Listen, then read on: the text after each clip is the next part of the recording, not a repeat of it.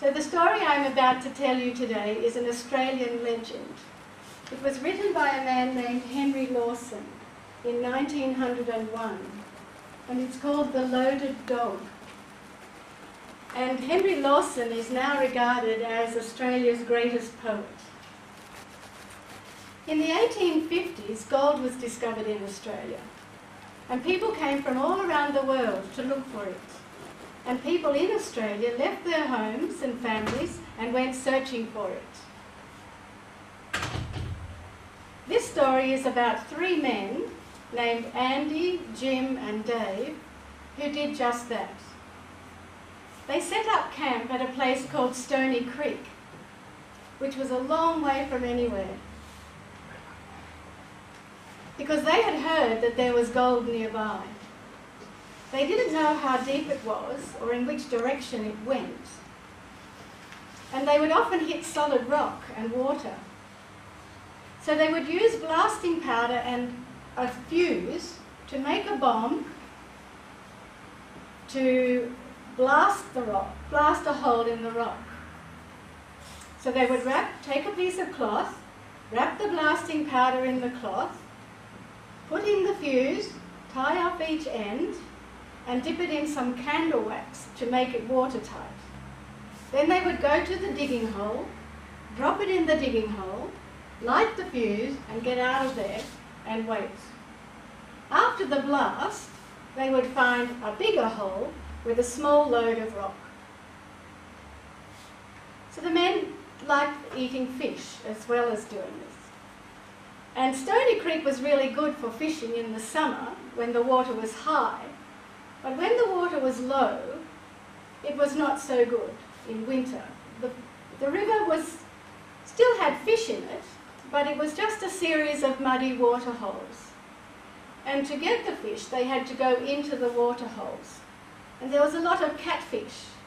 Now, you might know catfish, they're the ones with the spikes in their heads. So if they went into the water hole to get the catfish and grab them, they would get pricked. So Dave had an idea. Why don't we blow the fish up in the water hole? And Andy said, well, I know how to do it. And he made a bomb 3 times the size of the one they used for the gold digging. He put in a 2-metre fuse. When Jim saw it, he said, that'll blow the bottom out of the river. But when Dave saw it, he said, I think we should increase the force of the explosion.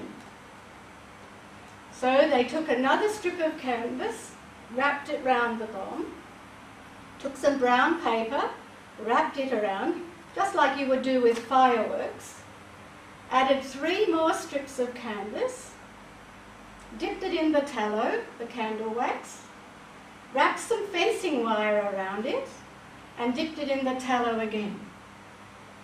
It was a big bomb. They put it beside a tent post to let it dry out. Andy went on cooking the dinner, and Jim and Dave had gone back to the digging, the gold digging. So later that evening, they had a big dog in this camp. And later that evening, the dog was bringing them back from the digging. Now this dog was a retriever, and to retrieve means to find something and bring it back. This dog would retrieve anything. When they threw the rubbish out, he would bring it back. Once they had a dead cat in the camp. Andy picked it up and threw it a long way into the bush. Early the next morning, a few days later, there it was again outside the tent. He would even try to retrieve them from swimming in the water hole, but they loved him just the same, so he would follow them and go with them. So this day, he was coming back from the diggings with Jim and Dave, and he was cooking dinner over the fire, and the dog went off nosing about, looking for things to do. Andy was thinking of another idea he'd had when he turned to Jim and Dave to tell them. Dave looked at Andy and then looked past Andy and then turned and started to run. Jim looked at Andy, he looked past Andy, and then he too turned and started to run. "Andy, Andy, look behind you," he called. Andy turned, looked behind, and there was the dog with the big bomb in its mouth. And not only that, he had dragged the 2-metre fuse through the fire, and now it was hissing and spluttering. "Run, Andy, run," they called. Andy turned, dropped the pan, and off he went after them. Well, the dog with the bomb in its mouth went after them too. And this is what they did, through the bush, running and running, with Jim and Dave calling back, "Don't follow us, Andy," and Andy calling back, "Go home, Tommy, go home." Tommy was the name of the dog. But Tommy loved this game. So they kept on running until Dave got tired of running. He turned and picked up some stones and threw them at the dog.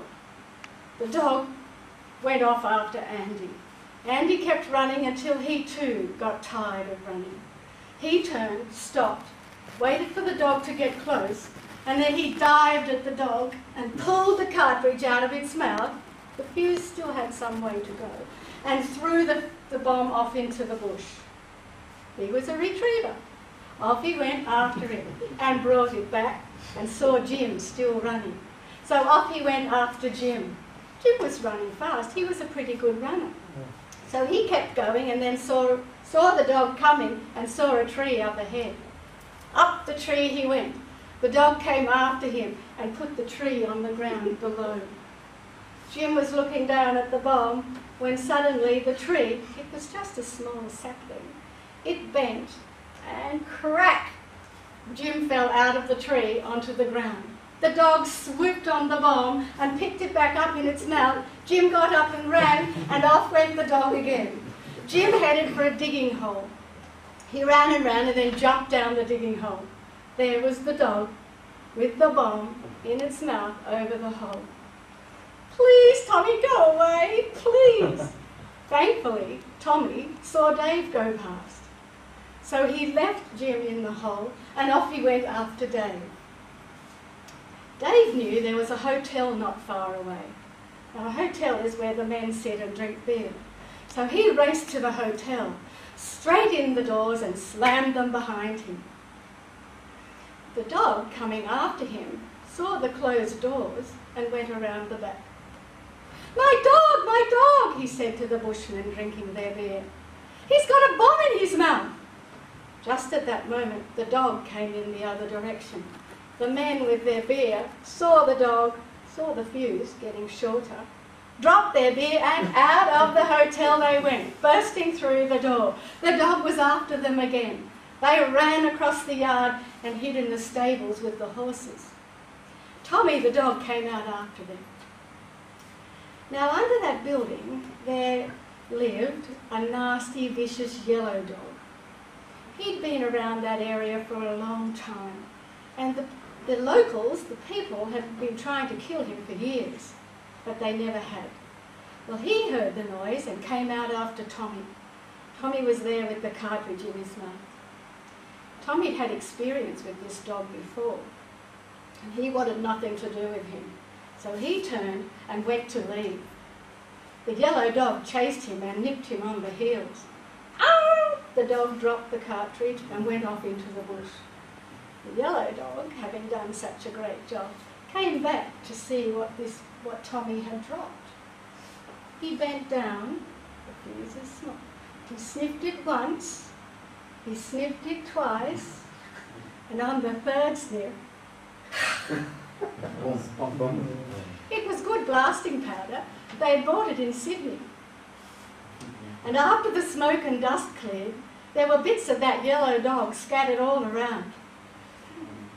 The bushman said the hotel had lifted up off the ground and come back down again. They were laughing about it for half an hour afterwards. The dog, Tommy came back from the bush and joined Andy.